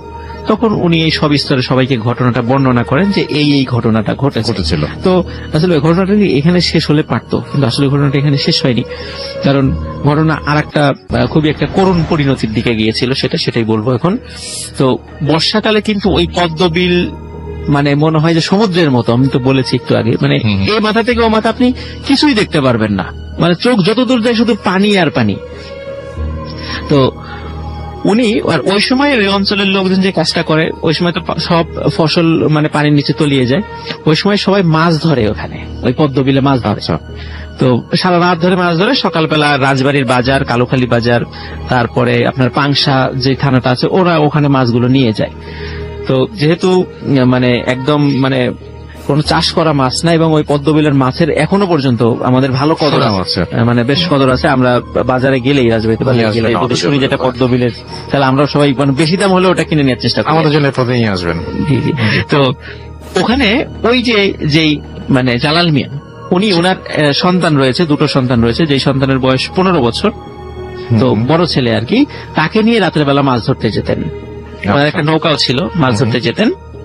তো নৌকাটা আসলে ওনাদের না, উনি যে ভাড়ায়, মানে ঠিক ভাড়ায় যেমন ওই মানে অর্ধেক অংশ ফসলের, অর্ধেক অংশ মালিকের, অর্ধেক অংশ ওনার। তো সারা রাত মাছ ধরার পরে অর্ধেক অংশ হচ্ছে নৌকার এবং জালের মালিকের, আর অর্ধেক অংশ ওনাদের। তো এই শর্তে আর কি ওনারা মাছ ধরতেন আর কি। তো যখন মাছ ধরছিলেন, হঠাৎ করে মানে জালাল মিয়া বলছে আমার ছেলেকে, বাবা নিচে দেখতো, মনে হচ্ছে যে জালটা কোনো কিছুতে আটকে গেছে, তো তুই একটু নিচে নেমে জালটা ছাড়িয়ে দে। তো বলছে ঠিক আছে যাচ্ছি। তো সে পানির মধ্যে নামে, ডুব দিয়ে জালটা ছাড়ানোর জন্য যায়, কিন্তু আসলে ভাই ওই ছেলেটা আর উঠে আসছিল না। আচ্ছা। তো উনি বারবার মানে চিন্তা করছে যে কি ব্যাপার, কোথায় গেল, তো ছেলেটা উঠে আসছে না কেন, ওনার সন্দেহ লাগে। ওনার আশেপাশে আরো যেই নৌকাগুলো ছিল তাদেরকে ডাক দেয়, তারাও আসে। আসার পরে বলে যে আমার ছেলেটা নিচে নামলো, কিন্তু এখন তো উঠে আসছে না। তখন আরো যারা ইয়াং কয়েকজন ছিল, কারণ জালাল মিয়ার বয়স একটু বেশি ছিল, উনি নিচে নামতে পারছিলেন না, ওনার ওই সময় ঠান্ডাও লেগেছিল, যার কারণে উনি নিচে নামছিলেন না। তখন আরো কয়েকজন ইয়াং যারা ছিলেন, ওনারা নিচে নামলেন। তো নিচে নেমে রাসেল ভাই ওই ছেলেটাকে টেনে তোলে, টেনে তোলার পর দেখা যায় যে তার ছেলেটা মৃত, এবং তার শরীরের যে মাথাটা ছিল, মাথাটা রাসেল ভাই মনে হচ্ছে যে মানে মাথাটা আমাদের যেদিকে আমরা মুখ করে থাকি, আমাদের বুক এবং মুখ তো সমান দিকে থাকে, তার মাথাটা ঘুরিয়ে একদম পিঠের দিকে করে দেয়, মনে হয় যে কেউ মাথাটা ভেঙে পেছন দিকে করে দিয়েছে। তো এই একটা করুণ পরিণতি ঘটে তার ছেলের সাথে। তো এখনো নাকি রাসেল ভাই উনি স্বপ্নে দেখেন যে ওই যে ভয়ঙ্কর মহিলাটা, ওই মহিলাটা বলে যে একটাকে তো নিয়েছি, আরো নেব। তো এখনো ওখানে উনি জীবিত আছেন, উনি এখনো ওখানে ওনার ফসল ওইভাবেই কাজ করেন স্টিল নাও। তো আর রাসেল ভাই একটা বিষয়, আমি যখন ফেব্রুয়ারি মাসের লাস্টের দিকে ওখানে গিয়েছিলাম, ওখানে যারা কয়েকজন স্থানীয় লোকের সাথে কথা বলেছিলাম, তো ওনাদের বর্ণনা অনুযায়ী পদ্মবিলে মানে হরর কোন বিষয় ঘটাটা এটা রাতের উপর নির্ভর করে না, দিন রাত যে কোনো সময় ঘটতে পারে। এবং উনি বলেছেন যে বিশেষ করে পাট কাটা, যখন পাটের মৌসুম হয়, পাটের সময়তে ওনারা মাঝে মাঝে কয়েক সপ্তাহ ওনারা এই বিশাল বিলে নামতেই পারেন না, কারণ নামার সাথে সাথে ভয়ঙ্কর আকৃতির কিছু মানে মানুষকে দেখেন যারা তাদেরকে তাড়া করে, এবং এটা নাকি প্রতি বছরই হয় রাসেল ভাই। কারণ আমি গিয়ে খুবই অবাক হয়েছি। তো ওখানে যে কুয়াটা রাসেল ভাই, কুয়াটা এখন নেই, কিন্তু বট গাছটা আছে, আর ওখানকার লোকজন, আর ওখানে জনবসতিও রাসেল ভাই খুব কম, অনেক দূরে দূরে বাড়ি, এবং ওখানে কি আপনি গেলে কিন্তু মোবাইলের নেটওয়ার্কও ভাবে পাবেন না, মানে দিনের বেলা গেলেতে সেখানে গা ছমছম করে, বিশেষ করে গাছটা দেখলে তো মানে ভয়ে এমনিতেই গায়ের লোম দাঁড়িয়ে যায়। তো রাসেল ভাই এই ছিল আমার ফার্স্ট ঘটনা। থ্যাংক ইউ সো মাচ, আপনাকে অনেক অনেক অনেক অনেক ধন্যবাদ। এবং আমাদের সঙ্গে এই মুহূর্তে উপস্থিত আছেন ফারনান, এবং ফারনানের কাছে আমরা একটা ঘটনা শুনবো, প্রথম ঘটনা শুনবো। ফারনান। জি ভাই, প্রথমেই আসলে আপনাকে অনেক থ্যাংক ইউ যে আমাকে প্রতিফলন একটা স্পেশাল এপিসোড ইনভাইট করেছেন, আর যথেষ্ট এনজয় করেছি আমি Thank you so আপনার much. ভাই তো যথেষ্ট মজা করছি সারাক্ষণ যতক্ষণ ছিলাম। আর বিশেষ করে যে আমাদের যে নিচের যে হরর সেগমেন্টটা ছিল সেটা সব থেকে বেশি এনজয় করেছি। Even আমি ফার্স্টে যখন ভাবছিলাম যে আমি একদমই ভয় পাবো না, কিন্তু শেষ পর্যন্ত আমিও আর কি ভয় পেয়ে গেলাম নিচে যাওয়ার পরে। ওকে, তো যাই হোক অনেক মজা করেছি আসলে। আর আজকে একটা ছোট্ট ঘটনা শেয়ার করবো আমি, যেহেতু লেট হয়ে গেছে অনেক। আর এটা আমি বলবো যে you have enough time, so সমস্যা নেই, আমি বলছি। আর ফার্স্টে যেটা আপনি ভাইয়া বললেন যে আজকে শোতে যে আমরা যখন কোনো কিছু চিন্তা করি, আমরা যখন কোনো কিছু ভাবি যে আমরা এরকম একটা কিছু দেখবো, তখনই সেটা আমাদের মাইন্ডে একটা জায়গা ক্রিয়েট করে নেয় এবং সেটাই আমরা দেখি। তো এই জিনিসটা আসলে হ্যালোসিনেট করি আমরা, সেম জিনিসটা। আর বাবু ভাই যে ঘটনাটা বললেন যে ওই যে লাইনার যে ঘটনাটা, সেই ঘটনাটা কিন্তু অনেকটা এইরকমই। তো আমি যে ঘটনাটা এখন বলবো সেটা আমাকে একজন মেইল করেছিল কিছুদিন আগে, এবং উনি মূলত আমাকে বিষয়টা নিয়ে কিছু কোশ্চেন জিজ্ঞাসা করেছিল। যদিও আমি বিষয়গুলোতে অনেক এক্সপার্ট না, তো আমি সেক্ষেত্রে তাকে তেমন কোনো সলিউশন দিতে পারিনি। এবং উনি আমাকে একটা রিকোয়েস্ট করেছিল যে ভূত এফএমে যাতে আমি ঘটনাটা শেয়ার করি, এবং ঘটনাটা শেয়ার করার পরে যদি কোনো সলিউশন তাকে দেওয়া যায় বা কোনো হেল্প করা যায় সেক্ষেত্রে। তো যাই হোক আমি ঘটনাটা শেয়ার করি। ঘটনাটা হচ্ছে এইরকম, ওর নাম হচ্ছে অনিক, আমাকে যে ঘটনাটা শেয়ার করে। আর ওদের বাসা হচ্ছে আমাদের ঢাকার যে ক্যান্টনমেন্ট এলাকায় কোন একটা জায়গায় ওর বাসা। এবং ওরা ফার্স্ট প্রায় 6 মাস আগে নতুন একটা ফ্ল্যাট কিনে সেখানে, এবং ফ্ল্যাট কেনার পরে তারা ওখানে স্থায়ীভাবে বসবাস শুরু করে। এবং ওর জবের পারপাসে ওকে যেটা হতো যে ঢাকার বাইরে ম্যাক্সিমাম টাইম থাকতে হতো। তো যখন তারা ফ্ল্যাটটাকে নতুন এস্টাবলিশ করে সেখানে উঠে সবাই, তো তখন যেটা হয় যে প্রায় প্রথম কয়েক মাস সে সেখানে থাকেনি, ঢাকার বাইরে ছিল। কিন্তু যখন সে সেখানে উঠে, ঠিক সেই ওঠার 3 দিনের মাথায় ওর যে রুমটা ছিল সেটা ছিল 8th ফ্লোরে, মানে ওদের ফ্ল্যাটটা ছিল 8th ফ্লোরে, মানে 9 তলায়। তো সেই 9 তলাটাই ছিল লাস্ট ফ্লোর এবং পড়েছিল ছাদ। এবং ওর যে রুমটার পাশে যে ব্যালকনি, এবং সেই ব্যালকনির বাইরে একটা গ্রিলের মতো একটা দেয়া আছে, গ্রিলটার বাইরে নতুন কনস্ট্রাকশন বিল্ডিং। তো সেই জায়গাটাতে একটা লোক, একটা রং মিস্ত্রি কাজ করতে যেয়ে সেখান থেকে একদম ডাইরেক্ট নিচে পড়ে যায় এবং সাথে সাথে সে মারা যায়। এবং এই দুর্ঘটনাটা যখন ঘটে, তো সেদিন সে বাসায় ছিল না। যখন সে বাসায় আসে তখন এই ঘটনাটা সে শুনতে পায়, এবং সে আমাকে বলে যে ভাই, আমি এই ঘটনাটা শোনার পর থেকে আমার মনের ভিতরে খুব কষ্ট কাজ করতে থাকে, এবং আমি ওই লোকটাকে না দেখলেও আমার কাছে বারবার মনে হতে থাকে যে ওই লোকটা আমার সামনে এসে দাঁড়িয়ে আছে। এরকম সে হ্যালুসিনেট করতে থাকে, এবং সে খুব দুঃখ পায় আসলে ঘটনাটা ঘটার পরে, কেননা সে যখনই ব্যালকনিতে যায় তখনই তার এই ঘটনাটার কথা বারবার মনে পড়ে। তো যাই হোক, এভাবে বেশ কিছুদিন কেটে গেল এবং সবকিছু নর্মালি ছিল। তো হঠাৎ করে এক রাতে যেটা হয় যে গভীর রাত্রের দিকে, অনেকটা ফজরের ঠিক 1.5 ঘন্টা 1 ঘন্টা এরকম একটা আগে, এরকম একটা সময়ে তার ঘুম ভেঙে যায়। এবং ঘুম ভেঙে যাওয়ার সাথে সাথে সে যেটা করে যে পানি খাওয়ার জন্য সে তার বেড থেকে উঠে আরেকটু মানে যেখানে ডাইনিং রুম সেখানে যাবে। তো তখনই সে যেটা দেখে যে তার বিছানার পাশে যে ফ্লোরটা যেখানে সে দাঁড়াবে, সেখানে ঠিক মাঝখানে একটা সার্কেল টাইপের কোন একটা লাইট সেখানে ক্রিয়েট হয়ে আছে।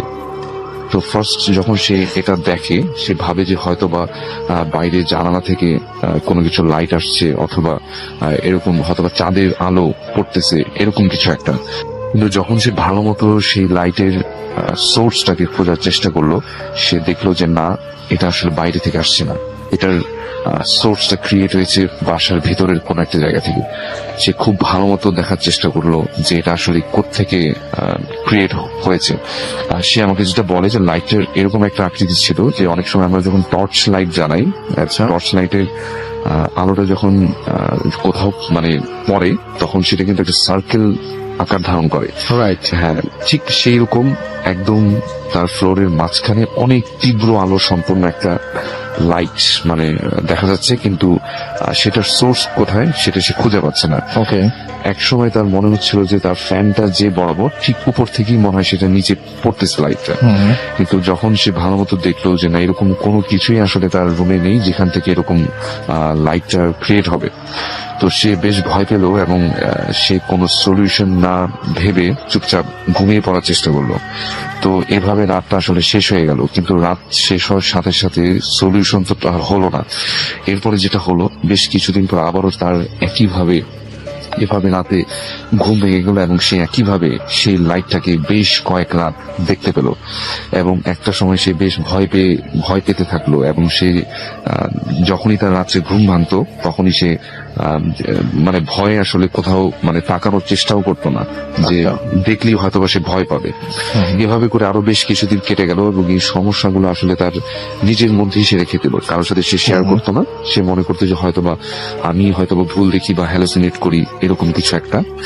কিন্তু বেশ কিছুদিন কেটে যাওয়ার পরে এরকমই একটা রাতে তার ঘুম আবার ভেঙে গেল এবং সে এই ঘটনাটার কথা প্রায় ভুলে গেছে, এরকম বললেই হয় যে হঠাৎ করে ভুলে গেছে। তো এরকম রাতে হঠাৎ করে তার ঘুমটা ভেঙে যায় এবং সেই রাত্রে আমি বলবো যে কিছুদিন আগে যে আমাদের এখানে ঢাকা শহরে প্রচুর বৃষ্টি হলো, সেই সময়টাতেই নাকি ঘটনাটা ঘটেছে। আচ্ছা। তো সে আমাকে যেটা বলে যে ভাই আমি এরকম সেই প্রচুর বৃষ্টি পড়তেছে এরকম একটা রাতে মানে হঠাৎ করে আমার ঘুম ভেঙে যায় এবং সেই রাতে আমি ফ্যান অফ ছিল আমার, কেননা উপরে থাই গ্লাসটা একটু খোলা রাখা ছিল, সেখান থেকে প্রচুর বাতাস ঘরে প্রবেশ করতেছিল, সেই জন্য সে ফ্যান অফ করে রেখেছিল এবং প্রচন্ড একটা সুন্দর একটা ওয়েদার ছিল সেদিন রাত্রে। সে বলে যে আমি ঘুম থেকে মানে ঘুমটা ভাঙার সাথে সাথে উঠে আমি টয়লেটে যাওয়ার জন্য যখনই মানে বিছানা থেকে নামতে যাব তখনই আমার চোখ পড়লো আমার জানালার ঠিক মানে বিছানার বরাবর যে জানালাটা ঠিক সেটার পাশে, এবং এই জানালাটার যে মানে যে জায়গাটাতে রয়েছে এবং সেটার পাশে যে ব্যালকনিটা, এইখানটা দিয়ে কিন্তু ভাইয়া মানে লোকটা যে মারা গিয়েছিল রং মিস্ত্রিটা কাজ করতে যে ঠিক এই জায়গাটাতে কিন্তু, তো সে এই জিনিসগুলোর কথা তার তখন মনে নেই আসলে। সে জাস্ট তার মানে কাজ করার জন্য সে বিছানা থেকে উঠবে, ঠিক এমন একটা সময়ে তার চোখে পড়লো যে তার জানালার পাশে যে পর্দাগুলা একদম বাতাসে উঠতেছে এবং ঠিক তার পিছনে যে ব্যালকনিটার দিকে মনে হচ্ছে কিছু একটা সে দেখতে পেল এবং সে আমাকে বলল যে সে যেটা দেখলো সেটা হচ্ছে এইরকম যে কোন একটা মানুষকে যদি ঠিক উপর থেকে মানে বেঁধে ঝুলিয়ে রাখা হয় এবং তার মাথাটা যদি নিচের দিকে থাকে এবং তার হাত দুটো যদি নিচের দিকে ঝুলে থাকে, একটা মৃত মানুষকে যদি উপর থেকে ঝুলিয়ে রাখা হয় এবং সেটা যদি ঠিক বারান্দার ঠিক মাঝামাঝি অবস্থায় এবং সেটা যদি রুম থেকে দেখা যায় যেরকম একটা ছায়ামূর্তির মতো দেখা যাবে, ঠিক সেরকম একটা প্রতিমূর্তি সে দেখতে পেল এবং সেটা দেখার সাথে সাথে নিজেই বারবার নিজেকে বোঝানোর চেষ্টা করলো যে না আমি এরকম কিছু একটা দেখিনি, কিন্তু যতই সেই জিনিসটাকে অ্যাভয়েড করার চেষ্টা করলো সে দেখলো যে না বারবার চোখটা ওখানে চলে আসছে এবং ওখানে একটা ছায়ামূর্তি বাতাসে মনে হচ্ছে দোল খাচ্ছে এরকম একটা কিছু। তো এই জিনিসটা দেখে সে প্রচন্ড ভয় পেয়ে গেল এবং সে রাত্রে সেখানে অনেক জোরে একটা চিৎকার করে সে সেখানে সেন্সলেস হয়ে যায় এবং পরে তার বাবা মা এসে তাকে সেখান থেকে উদ্ধার করে সকালে, মানে সকালের পরে তাকে যে সেন্সলেস, পরে তাকে চিকিৎসা করা হয় এবং তার কাছে যখন এই কথা মানে জিজ্ঞেস করা হয় যে তোমার সাথে আসলে কি হয়েছিল, সে তার বাবা মার সাথে এই ঘটনাটা শেয়ার করে, কিন্তু তার বাবা মা বলে যে তোমার এরকম তো কিছু আসলে হবার কথা না। তারপরেও তারা ঘটনাটা বিশ্বাস করে এবং তাকে যেটা বাবা মা যেটা বলে যে তুমি আরো কিছুদিন দেখো, এরকম কিছু আরো যদি নেক্সট দেখা দেয় তো সেক্ষেত্রে আমরা একটা ব্যবস্থা নিব, হুজুরকে ডাকবো বা হুজুরের সাথে কথাবার্তা বলবো। তো সে যেটা করলো যে ঠিক আরো বেশ কিছুদিন ওয়েট করলো এবং সে বলল যে ভাই আমি এই মাঝখানে যে কয়েকটা দিন ছিলাম আমার বাসায়, মানে জব করে যখন রাত্রে বাসায় ফিরতাম তখনই একটা ভয় কাজ করতো যে আমি রুমের ভিতরে যতক্ষণ একা থাকবো কিছু না কিছু একটা দেখে ফেলবো এরকম মনে হয়। সে আমাকে বলল যে আমি হঠাৎ করে যখন রাত্রে আমার ঘুম ভেঙে যায় মাঝে মাঝে আমি দেখি যে আমার বিছানার ঠিক বরাবর যে সাইডে যে দেয়ালটা, ওখানে আমি অনেক মানুষের মানে মনে হয় যে অনেকগুলো মানুষ একসাথে মানে দেয়ালে মানুষের প্রতিচ্ছবি দেখা যাচ্ছে এরকম, যে অনেক ছায়া দেখা যায় এরকম অনেক কিছু দেখি এবং এই জিনিসগুলো দেখার পরে আমি প্রচুর ভয় পেয়ে যাই এবং ইভেন ফজরের নামাজের সময় বলে যে আমি ফজরের নামাজ পড়ার জন্য যখন উঠতে যাবো উজু করতে যাবো তখন আমার অনেক ভয় লাগে যে আমি কোনো একটা কিছু দেখে ফেলবো। আর এই জিনিসগুলো ঠিক ফজরের ঘন্টা খানিক আগেই তাকে নাকি অনেক ডিস্টার্ব করতো, মানে তার রুমে এসে এরকম এই ছায়ামূর্তি গুলা দেখা যেত, এবং সে ভয়ে এমন একটা সময় আসে যে সে তার যে জানালাটা সেটাকে একদম সম্পূর্ণ বন্ধ করে দেয়, এবং সেটার বাইরে মানে অনেকগুলো কাপড় দিয়ে সেটাকে এমন ভাবে বন্ধ করে দেয় যাতে বাইরের আলো বাতাস সেখানে ঢুকতে না পারে, মানে পর্দা দিয়ে এমন ভাবে আটকায় দেয় যাতে বাইরের কোনো কিছু সে দেখতে না পারে। সে আস্তে আস্তে এভাবে করতে করতে একটা সময় সাইকোলজিক্যালি অনেক উইক হয়ে যাচ্ছে বর্তমানে। সে আমাকে বলে যে এই জিনিসগুলোকে আসলে তার নিজেরই কোনো একটা প্রবলেম, সাইকোলজিক্যাল প্রবলেম, নাকি সে আসলে এই জিনিসগুলো তাকে ডিস্টার্ব করছে।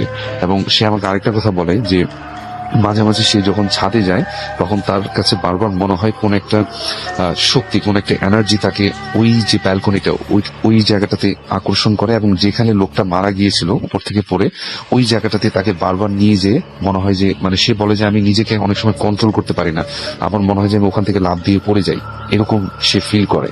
সে এরপর থেকে তার বাবা মা তাকে যেটা করে যে তার সাথে সবসময় যখন সে রাত্রে বাসায় ফিরে ঘুমায়, তার ছোট ভাই তার সাথে ঘুমায়। এবং রাসেল ভাই সে আমাকে জাস্ট এই কোশ্চেনটা করেছে যে এটা আসলে তার কি ধরনের প্রবলেম এবং এটার সলিউশনটা কি হবে।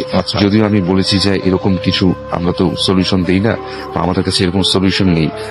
আমি বললাম যে তাকে সাইকোলজিস্টের কাছে যেতে, তারা বলল যেটা যে তার হয়তো বা মানসিক কোনো প্রবলেম হয়ে গেছে, কিন্তু সে আমাকে একদম এনশিওর করে বলে যে ভাই আমার বাসায় যদি আপনিও রাত্রে থাকেন যে এরকম ছায়ামূর্তিগুলো আমি আপনাকে দেখাইতে পারবো, এরকম আমি এনশিওর করতে, সে আমাকে এনশিওর করে। আমি তখন ওনাকে বলি যে আমি কোনো এক রাত্রে যদি সময় পাই অবশ্যই তার সাথে যে দেখে আসবো, দেখে এসে মানে প্রতিটা যথেষ্ট লাইভ আপডেট দেওয়ার চেষ্টা করব। তো এই ছিল ভাই আমার ঘটনা, এবং এর সলিউশন যদি কোনো কিছু থাকে অবশ্যই বলবেন ভাইয়া। Thank you so much. আমরা চলে যাব পরবর্তী ঘটনায়। আপনার কাছে আপনার নামটা একটু প্লিজ বলবেন, তারপর আপনার ঘটনায় যাব। থ্যাংক ইউ রাসেল ভাই। আমি সাফিল সাদি। জি, আজকে যে ঘটনাটা বলতে এসেছি এটা আমাকে পাঠিয়েছে আমার বন্ধু সায়েম। তো আমি সরাসরি ঘটনায় চলে যাচ্ছি।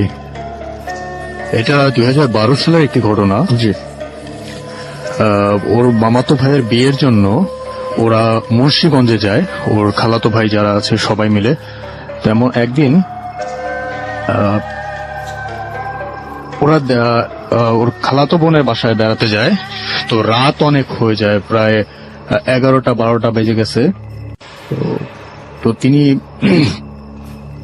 ওরা তখন বাড়িতে ফিরছিল ওর খালাতো বোনের বাসা থেকে।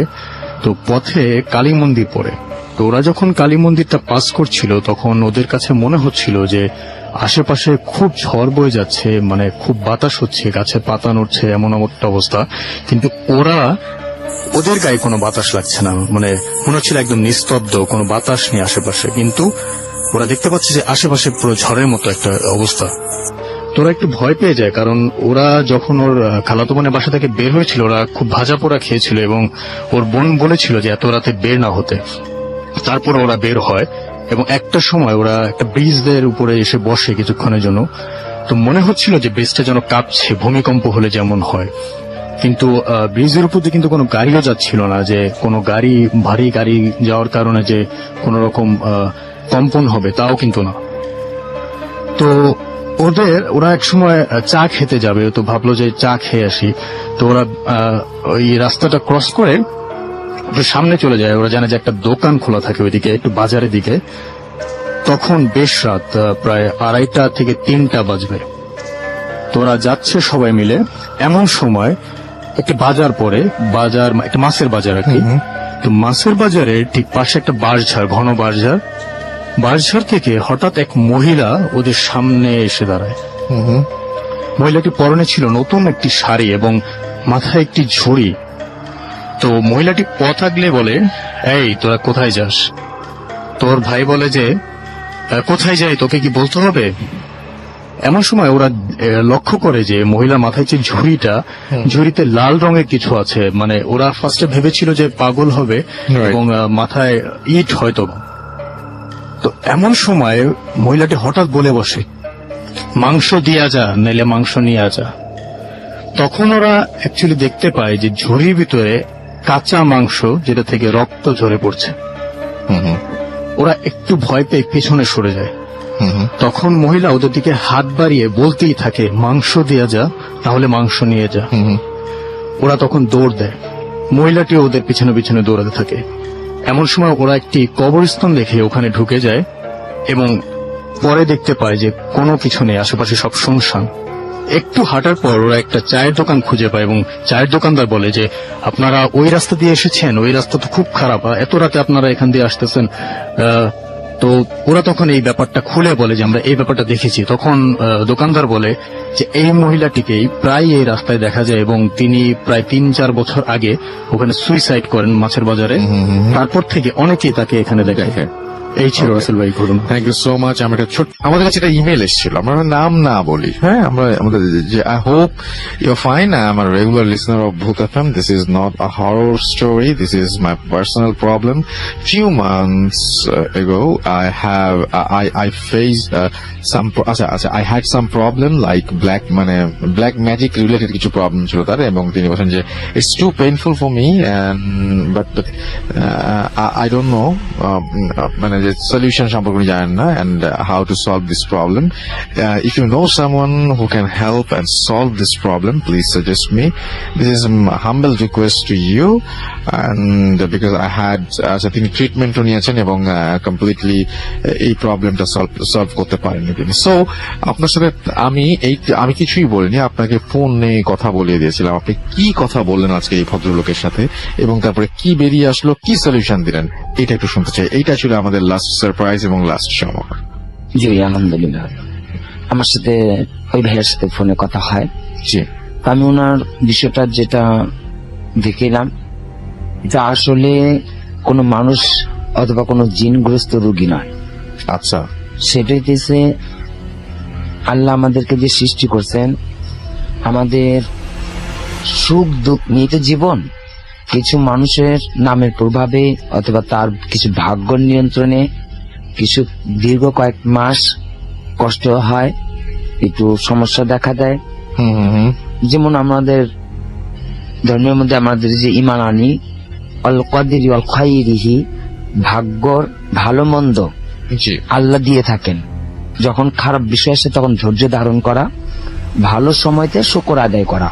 রাইট। মানুষের যখন ভালো দিকটা আসে তখন শুকর করে, খারাপ দিকটা আসলে তখন মানুষ বলে আমাকে কুফরি কালাম করে বা জাদুটোনা করতেছে। সেটা আসলে আমাদের ভুল।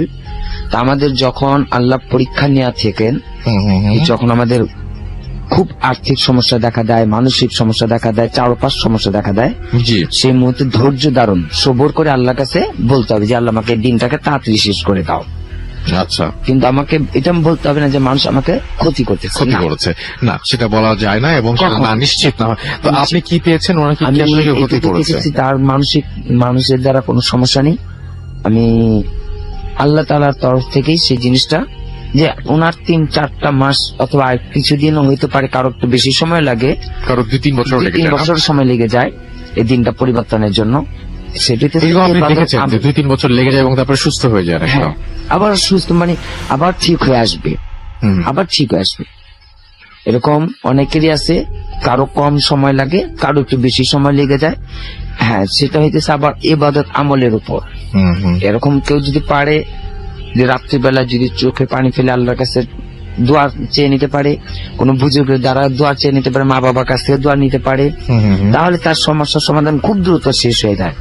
আর যদি কেউ শুধু অযথা হয়রানি পেরেশানি হয়ে এদিক সেদিক ছুটাছুটি করে, তখন তার সময়টা আর দীর্ঘই লাগে। হ্যাঁ, তো তার পেরেশানি না হয়ে আল্লাহর কাছে সাহায্য নেওয়া, যে আল্লাহ আমার কাছে যে পেরেশানি আসছে দ্রুত তুমি শেষ করে দাও। ওকে, সো এরকমই প্রবলেম একটা সলভ করেছেন উনি, এবং আমি সেই মানে ব্যাপারটাই আপনাদের সামনে তুলে ধরলাম। এবং আমি মাইনুদ্দিন ভাইয়ের একটা জিনিস খুব মজা পেলাম যে উনি খুব বিজ্ঞান ভিত্তিক কিছু জিনিস বলছিলেন। যেমন কিছু কিছু মানুষকে উনি বললেন যে এটা আপনার মানসিক সমস্যা, কিছু কিছু মানুষকে বললেন যে এটা আপনার অন্যের দ্বারা সংঘটিত সমস্যা, তাই না? এরকম ধরনের আরেকজনকে আবার পেয়েছেন আপনি, আজকেই পেয়েছেন, যার পরে অন্য কেউ হয়তো তার ব্যাপারে ইয়ে করছে সমস্যা। এই জিনিসগুলো আমার খুব ভালো ভালো লেগেছে যে একটা মানুষকে হুট করেই বিভ্রান্ত করা না যে আপনার এই হয়েছে বা আপনার ওই হয়েছে, which is good. And thank you Mainuddin ভাই আমাদের সঙ্গে আসার জন্য। আসলে আপনাকে আমরা দাওয়াত করেছিলাম এই জন্য যে আপনি থাকবেন এবং আমাদের সঙ্গে থাকলে আমাদের ভালো লাগে, সেই জন্যই। জি। আপনারও নিশ্চয়ই অনেক ভালো লেগেছে। অবশ্যই অবশ্যই খুব ভালো লাগছে আমার। খুব ভালো লেগেছে। অনেক ভালো লাগলো। Thank you so much. কথা হবে আবারও আপনার